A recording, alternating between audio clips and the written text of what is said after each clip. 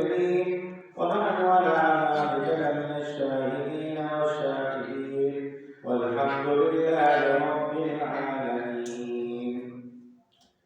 ذوق و شوق کے ساتھ ثواب کی نیت سے نماز و روشی پڑھ اللہم صلی علی محمد وعلی آل محمد كما صليت على إبراهيم وعلى آل إبراهيم إنك حميد مجيد. اللهم بارك على محمد وعلى آل محمد كما باركت على إبراهيم وعلى آل إبراهيم إنك حميد مجيد. اللهم صل على محمد وأنزله المقعد المقرب عندك يوم القيامة. اللهم صل على محمد في أول كلامنا. اللهم صل على محمد في أوسط كلامنا. اللهم صل على محمد في آخر كلامنا. يا رب وسلم سلم دائما أبدا على حبيبك خير الخلق كلهم. آج جمعۃ المبارک کا عظیم دن ہے اور میں نے آپ کے سامنے سورۃ نور اس کی آیت کا ایک ٹکڑا آپ کے سامنے تلاوت کیا ہے اور ایک حدیث پاک کی تلاوت کی ہے. تو قرآن کریم کی اس آیت کے حصے میں اللہ تبارک و تعالیٰ نے فرمایا وَلْيَعْفُوا وَلْيَصْفَحُوا، تم لوگوں کو معاف کیا کرو اور درگزر کیا کرو. أَلَا تُحِبُّونَ أَن يَغْفِرَ اللَّهُ لَكُمْ، کیا تم اس بات کو پسند نہیں کرتے کہ اللہ تمہیں معاف کر دے؟ وَاللَّهُ غَفُورٌ رَحِيمٌ، بے شک اللہ تبارک و تعالیٰ بخشنے والے اور مہربان ہیں. اور اللہ کے نبی صلی اللہ علیہ وسلم کی ایک حدیث پڑھی کہ وَمَا زَادَ اللَّهُ عَبْدًا بِعَفْوٍ إِلَّا عِزًّا، فرمایا جو بندہ معاف کرتا ہے اللہ اس کی عزت کو بڑھاتا ہے. یاد رکھیں معاف کرنا، معافی دینا، درگزر کرنا، اس سے انسان کو اللہ کی بہت بڑی رحمت حاصل ہوتی ہے. جو دل نرم دل ہوتے ہیں، رحم دل ہوتے ہیں، وہ تو دوسروں کو معاف کرتے ہیں، اور جو پتھر دل ہوتے ہیں یاد رکھیں وہ معاف نہیں کرتے، بدلہ لیتے ہیں یا اپنے دلوں کے اندر قدورت، عداوت اور غصے کو پالتے ہیں، دشمنی کو پالتے ہیں. اور جس بندے کو اللہ کی رحمت حاصل ہو جائے، اور اللہ کی رحمت اسی بندے کو حاصل ہوگی جس کا دل نرم ہوگا، رحم دل ہوگا.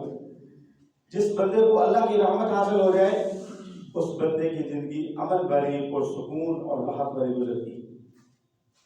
تو اس لیے میں نے آپ کے سامنے قرآن کریم کی یہ آیت تلاوت کی ہے، اور اب آپ نے قرآن اور حدیث کی روشنی میں دیکھنا ہے کہ دنیا کے اندر رہتے ہوئے مسلمان ایک دوسرے کے ساتھ تل کلامی ہو جاتی ہے، معاملہ بگڑ جاتا ہے، غصہ آ جاتا ہے، لیکن کوشش کریں کہ اس غصے کو فوراً ختم کرنے کی کوشش کریں. وقتی طور پر غصہ آ گیا، بجائے آپ کوئی بدلہ لینے کے ان کو چاہیے کہ کچھ دیر کے بعد، بلکہ تو اسی محفل میں اگر زیادہ غصہ تو کم از کم بندے کو تھوڑی دیر کے بعد اپنا یہ معاملہ جو ہے وہ صاف کر لینا چاہیے. کیونکہ درگزر کرنا، معاف کرنا، ہم اللہ سے دعا مانگتے ہیں اللہم انک عفو تحب العفو فاعف عنی، اللہ کو معاف کرنے والا ہے، معافی کو پسند کرتا ہے، ہمیں بھی معاف کر دے. تو ہم اللہ سے معافی ساری مانگتے ہیں یا کچھ گناہوں کی مانگتے ہیں؟ نہیں، سارے گناہوں کی مانگتے ہیں. تو اس لیے اپنے یہ معافی کا معاملہ جو ہے، درگزر کا معاملہ، اس سے اللہ کے نبی صلی اللہ علیہ وسلم نے فرمایا کہ جو بندہ بندوں کو معاف کرتا ہے اللہ اس کی عزت کو بڑھاتا ہے. تو اس لیے میرے بھائی ہم نے آج اس بات پہ غور کرنا ہے کہ اگر ہمارا کسی کے ساتھ کوئی جھگڑا، کوئی کلامی، کوئی معاملہ ہو جاتا ہے، انسان رہتے ہوئے آپس میں بڑا کچھ ہو جاتا ہے، لیکن اللہ اور اس کے رسول کے فرمانوں کو دیکھنا ہے. اللہ بھی اپنے بندوں کو معاف کرتے ہیں، وہ کتنا بڑا گناہگار کیوں نہ ہو، لیکن جب اللہ کے دربار پہ آ کر کہتا ہے میرے مولا اب میرا آپ کے سوا کوئی نہیں ہے، اللہ کے سامنے گر گڑاتا ہے، ہاتھ اٹھاتا ہے، تو اللہ تبارک و تعالیٰ اس پاپی کو بھی، بہت زیادہ جو پاپی ہو، اللہ اس کو بھی معاف کر دیتا ہے. میں اور آپ کیا ہیں؟ اور اللہ کے نبی صلی اللہ علیہ وسلم کا عمل بھی دیکھیں کہ آپ نے بھی اپنے دشمنوں کے ساتھ درگزر کی ہے، ان کو معاف کیا ہے. اور یہ ہمیں سبق دیا ہے کہ لوگوں اگر تمہارا کوئی دشمن بھی تمہارے ساتھ ایسا معاملہ کرتا ہے، معافی کے لیے آ جائے تو اس کو معاف کر دو. یعنی گویا ہم عام لفظوں میں یہ دیکھیں کہ ہم معافی کو عام کریں، درگزر کریں، معافی مانگنے کے لیے آئے تو ہمیں معاف کر دیں، ہم ان سے بدلہ نہ لیں، ان کو اللہ کے ذریعے معاف کر دیں. کیونکہ آج دنیا میں اگر اللہ کی رضا کے لیے ہم ایک دوسرے کو معاف کریں گے، کل قیامت کے دن میں اور آپ بہت زیادہ مستحق ہیں کہ اللہ ہمیں معاف کرے۔ ہم سب چاہتے ہیں کہ اللہ تبارک و تعالیٰ قیامت کے دن ہم سب کے ساتھ معافی کا معاملہ کرے، تو پھر دنیا کے اندر معافی کو عام کرے، لوگوں کو معافی دیں، لوگوں کے ساتھ درگزر کریں، ان کو معاف کریں۔ اللہ کے نبی صلی اللہ علیہ وسلم ایک مرتبہ کسی غزوے سے تشریف لا رہے تھے، دوپہر کا وقت تھا، تو آپ نے آرام کرنے کی غرض سے ایک درخت کے نیچے پڑاؤ ڈالا۔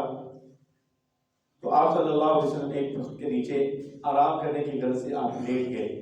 آپ کے پاس جو تلوار تھی آپ نے اس کو ایک درخت کے ساتھ لٹکا دیا، اور وہ تلوار نیام کے اندر ہی تھی، تو آپ نے اس کو لٹکا دیا۔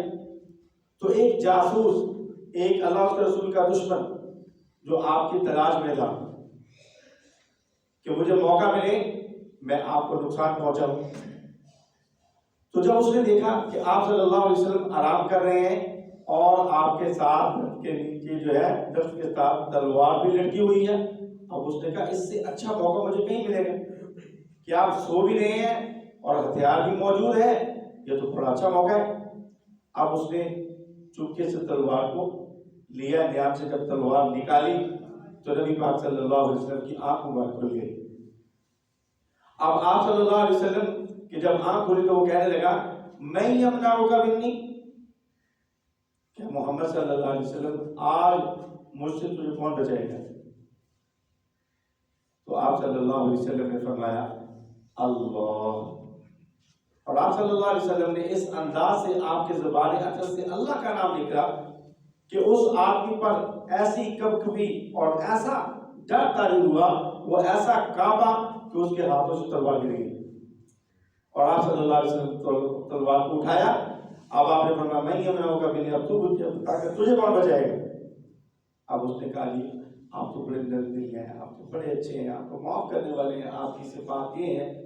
تو آپ صلی اللہ علیہ وسلم نے فرمایا تجھے میں نے معاف کر دیا۔ اب اس بات سے اندازہ لگائیں کہ وہ آدمی آپ پر حملہ آور ہونے والا ہے، ایسے آدمی کو اللہ کے نبی صلی اللہ علیہ وسلم نے معاف کر دیا ہے۔ تو ہمیں اس سے بڑا سبق حاصل ہوتا ہے کہ دیکھو جانے دشمن، لیکن آپ صلی اللہ علیہ وسلم نے اس کو معاف کر دیا، نہیں بدلا لیا، بلکہ ام المومنین حضرت عائشہ رضی اللہ عنہا فرماتی ہے کہ نبی پاک صلی اللہ علیہ وسلم نے کبھی بھی کسی ملازمہ کو، کسی لونڈی کو، کسی خادمہ کو، کسی خادم کو، کسی بچے کو آپ نے کبھی نہیں مارا، اور آپ نے اپنی ذات کے لیے کبھی کسی سے انتقام نہیں لیا، بدلہ نہیں لیا۔ ہاں اللہ کے رسول صلی اللہ علیہ وسلم جب میدان جہاد کے اندر ہوتے تھے تو پھر آپ صلی اللہ علیہ وسلم لوگوں کو قتل کرتے تھے، وغیرہ اپنی ذات کے لیے آپ نے کبھی کسی سے انتقام نہیں لیا، یا اس وقت جو اللہ تعالیٰ کی حدود کو بندہ توڑتا تھا اس پر بھی اللہ کے لیے اس سے انتقام لیتے تھے، لیکن ذاتی طور پر آپ نے کبھی انتقام نہیں لیا۔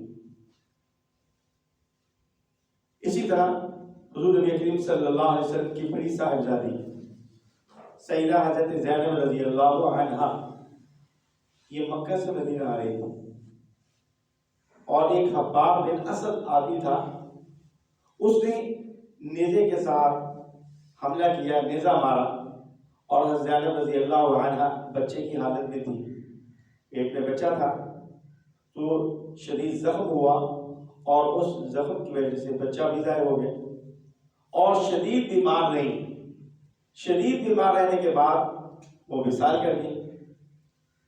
اب اندازہ لگائیں کہ بیٹیاں، ہم سب بیٹیوں والے بیٹھے ہیں، اپنے دلوں پہ ہاتھ رکھ کے ذرا سوچیں کہ اگر کوئی معاملہ ہماری بیٹی کا اور اسی طرح داماد کا آپس میں ہو جائے اور کبھی کبھار کو ایسا تھپڑ بھی مار دے تو ہمارے دلوں پر کیا گزرتی؟ ایک تھپڑ مار دے، لیکن یہ بھی کیا رشتہ ہے، ہم یہ برداشت نہیں کرتے۔ ہماری جو ہے ہم اپنی بیٹی کو روکا ہوا نہیں دیکھ سکتے، تو آپ اپنے دلوں پہ ہاتھ رکھیں کہ نبی پاک صلی اللہ علیہ وسلم کی بیٹی کو شہید کرنے والا یہ حباب بن اسد فتح مکہ کے بعد اللہ کے نبی صلی اللہ علیہ وسلم کی مجلس میں ہے، اور آ کر کہتا ہے یا رسول اللہ صلی اللہ علیہ وسلم، اگر آپ کے سامنے بہت بڑا دشمن بھی آ جائے آپ اس کو معاف کر دیتے؟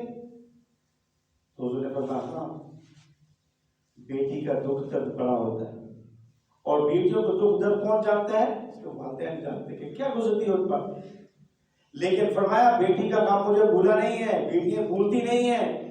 اپنے چہرے سے کپڑا ہٹا، میرا کلمہ پڑھ لے، میں تجھے معاف کر دوں. بیٹیاں بھولتی نہیں ہیں، ان کے دکھ درد ماں باپ کو بھولتے نہیں ہیں، لیکن اس کے باوجود اگر تو کلمہ پڑھ لے، اپنا کپڑا چہرے سے ہٹا دے، تو یاد رکھ اگر تو کلمہ پڑھ لے گا میں تجھے بھی معاف کر دوں.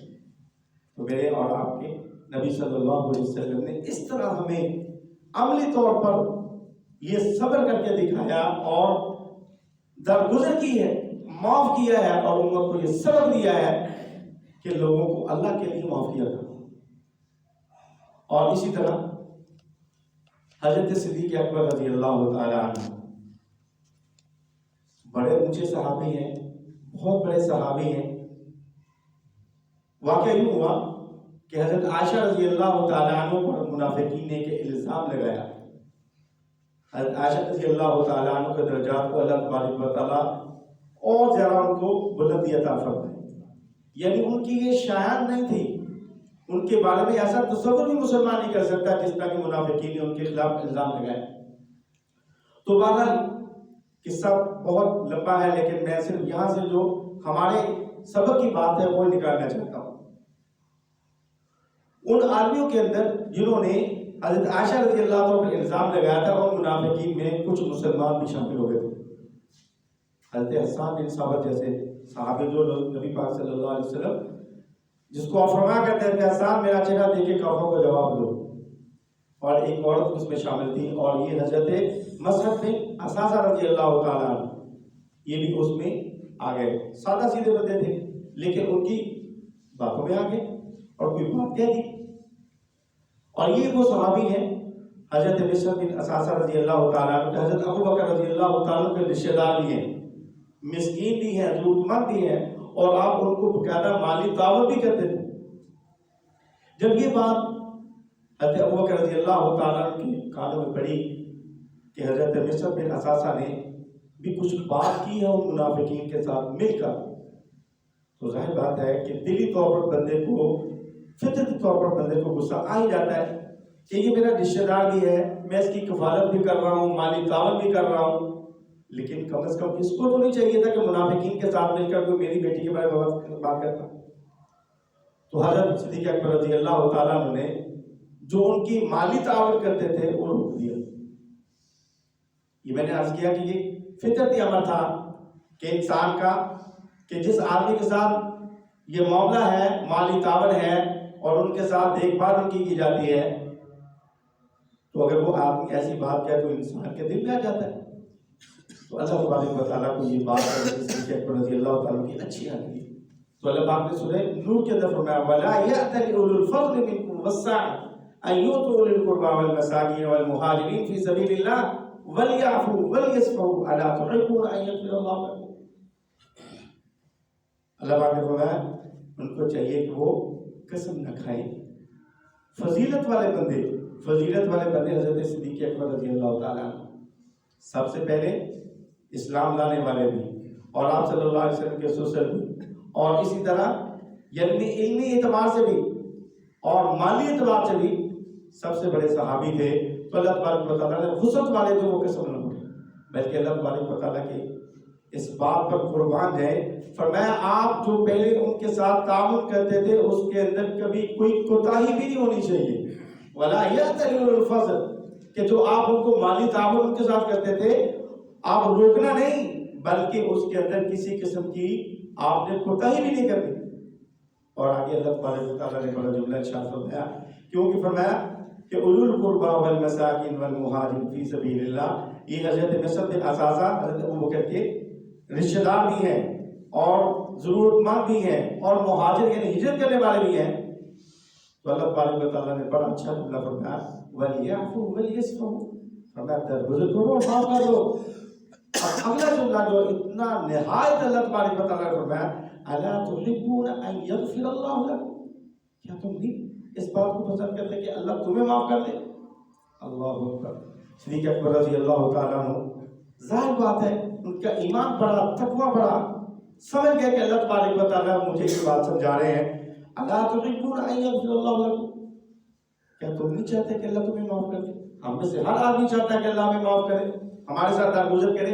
क़यामत का मामला बड़ा सख्त है और हम में से कौन ऐसा नहीं है जो बार बार गलती करता है, बार बार गुनाह करता है और अल्लाह से दुआ भी करते हैं अल्लाह हमें माफ फरमा दे। तो फरमाया वलियाफ़ू वलियस्फ़हू, माफ भी करो, दरगुजर भी करो। क्या तुम इस बात को पसंद नहीं करते कि अल्लाह तुम्हें माफ कर दे? तो वल्लाहु गफूरुर रहीम, और अल्लाह तबारक व तआला बड़ा बख्शने वाला, तुम्हारे कसूरों को, गलतियों को माफ करने वाला, बड़ा मेहरबान है। तो अल्लाह तबारक व तआला ने ये बात इरशाद फरमा दी कि लोगों के साथ दरगुजर करो, माफी करो, माफी को आम करो। और कुरान करीम ने दूसरे मुकाम पर फरमाया कि वलमन सबरा व गफरा इन्न ज़ालिका लमिन अज़्मिल उमूर, कि ये सब्र करना और माफ करना ये बड़ा हौसले का काम है, ये बड़े लोगों का काम है, जिनको अल्लाह हौसला देते हैं, हिम्मत देते हैं, ये इन लोगों का काम है। तो लिहाजा हौसला दिखाएं, हिम्मत बढ़ाएं, आज दुनिया के अंदर अपने भाई को माफ करें, कल क़यामत के दिन अल्लाह यकीनन हमें माफ करे।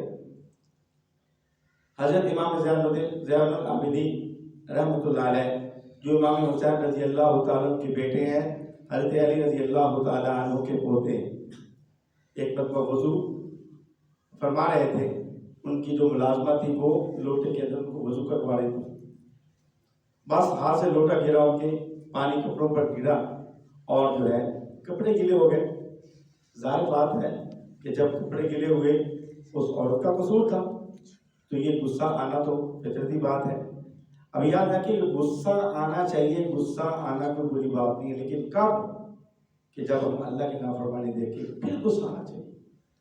आम मामला के अंदर गुस्सा नहीं आना चाहिए, लेकिन अगर शरीयत के खिलाफ, अल्लाह और उसके रसूल के खिलाफ कोई बात हो रही है तो गुस्सा आना चाहिए। तो खैर, तो हजरत इमाम ज़ैनुल आबिदीन रहमतुल्लाह अलैह ने जब उनकी तरफ देखा तो वो भी बड़ी इल्म वाली थी, वो जो मुलाज़मा थी। अब उसने जो है आयत पढ़ी, जो आयत की सिद्ध अल्लज़ीना युनफ़िक़ूना फ़िस्सर्रा वज़्ज़र्रा वलकाज़िमीनल ग़ैज़, कहने के वलकाज़िमीनल ग़ैज़, गुस्से को दबाने वाले। और हज़रत इमाम ज़ैनुल आबिदीन ने गुस्से को पी लिया। पहले क्या है? वलकाज़िमीना वलआफ़ीना अनिन नास, जो लोगों को माफ करते हैं। अब हज़रत इमाम ज़ैनुल आबिदीन रहमतुल्लाह अलैह ने उसे गुस्से को भी पिया और उसे माफ भी कर दिया। अब उसने जुर्रत करके आयत का अगला हिस्सा पढ़ा, वल्लाहु युहिब्बुल मुहसिनीन, कि अल्लाह नेकी करने वालों को पसंद करते हैं। तो आपने फरमाया मैंने गुस्से को भी पी लिया, तुम्हें माफ भी कर दिया, अब फरमाया कि जा मैं तुम्हें आज़ाद करता हूँ। तो ये वो लोग थे जिन्होंने दुनिया के अंदर रहते हुए गुस्से को पिया है और अल्लाह के लिए लोगों को माफ किया। और इसी तरह हजरत अनस बिन मालिक रज़ी अल्लाह तआला फरमाते हैं कि एक मरतबा नबी पाक सल्लल्लाहु अलैहि वसल्लम के साथ हम बैठे हुए थे और हुज़ूर करीम सल्लल्लाहु अलैहि वसल्लम ने इरशाद फरमाया, अभी आपके सामने एक जन्नती आदमी आएगा। तो हमने देखा कि कुछ देर के बाद एक सहाबी अंसारी हैं, वो आते हैं और उनकी दाढ़ी से वजू के पानी के कतरे गिर रहे हैं और अपने बाएं हाथ के अंदर जूता जो है वो लटकाया हुआ है। और याद रखें कि जूता वगैरह बाएं हाथ से पकड़ गए, दाएं हाथ से ना पकड़ा गया। तो आप सल्लल्लाहु अलैहि वसल्लम ने अगले दिन फिर यही बात इरशाद फरमाई। तो इसी तरह वो सहाबी अंसारी उसी हालत में जिस दिन पहले दिन हालत के अंदर आए थे उसी तरह फिर आए। फिर तीसरे दिन आप सल्लल्लाहु अलैहि वसल्लम ने यही बात इरशाद फरमाई, फिर वो सहाबी उसी हालत में आए। तो जब हुज़ूर करीम सल्लल्लाहु अलैहि वसल्लम मजलिस से उठ गए, हज़रत अब्दुल्लाह बिन उमर रज़ी अल्लाहु अन्हुमा फरमाते हैं कि मैं उस आदमी के पास गया और उससे जाकर मैंने ये बात कही कि भाई बात यह है कि मेरी वालिद के साथ कोई लड़ाई हो गई है, कोई झगड़ा हो गया, नाराजगी हो गई है, मैं 3 दिन तक घर नहीं जाऊंगा। तो आप ऐसा कर सकते कि आप मुझे अपने पास 3 दिन ठहरा लें। उन्होंने कहा अच्छा आप आ जाए मेरे साथ। चले गए।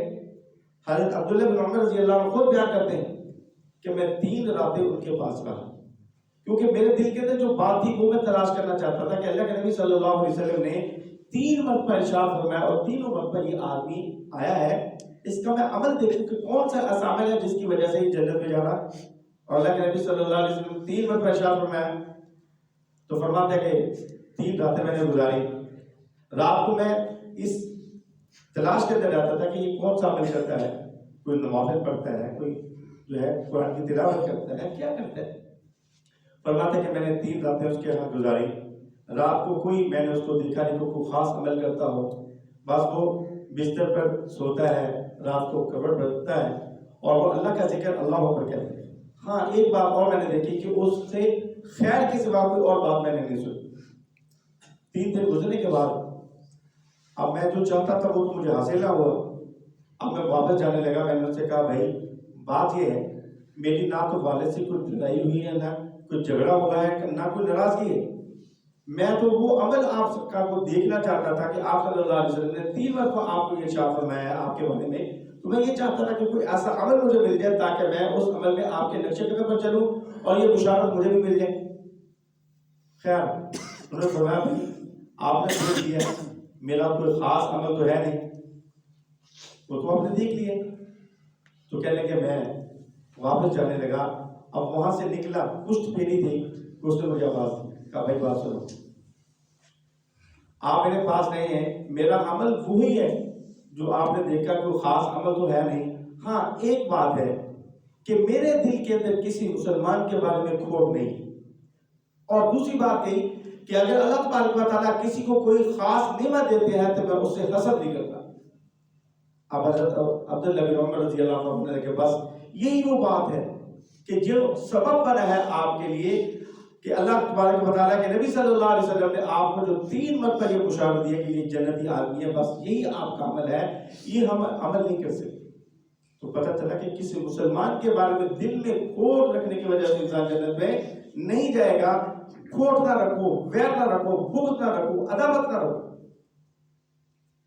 اور اس طرح حضرت ابو ہریرہ رضی اللہ عنہ فرماتے ہیں کہ نبی پاک صلی اللہ علیہ وسلم نے ارشاد فرمایا کہ حضرت موسیٰ علیہ السلام نے اللہ تبارک و تعالیٰ سے پوچھا, اللہ پاک آپ کے معزز بندے کون سے ہیں؟ آپ کے بندوں میں سے جو معزز عزت والے, اگر آج کی زبان میں اس کا معنی کیا جائے کہ اللہ آپ کے وی آئی پی بندے کون سے ہیں, تو اللہ تبارک و تعالیٰ نے ارشاد فرمایا میرے معزز عزت والے اور وی آئی پی بندے وہ ہیں جو بدلہ لینے کی طاقت رکھنے کے باوجود دوسروں کو معاف کرتے تھے. سبحان اللہ, اللہ کے نزدیک وہ عزت والے ہیں, معزز ہیں, وی آئی پی لوگ ہیں جو بدلہ لینے کی طاقت رکھنے کے باوجود دوسروں کو معاف کرتے ہیں. حضرت انس رضی اللہ عنہ فرماتے ہیں کہ اللہ کے نبی صلی اللہ علیہ وسلم نے فرمایا میدان حشر کے اندر بندہ جب حساب کے لیے کھڑا ہوگا تو وہاں ایک فرشتہ اعلان کرے گا کہ وہ بندہ جس کا اجر اللہ کے ذمہ ہے وہ کھڑا ہو جائے اور جنت میں چلے جائے. ورنہ ان کے اس اعلان سے کوئی بندہ کھڑا نہیں ہوگا.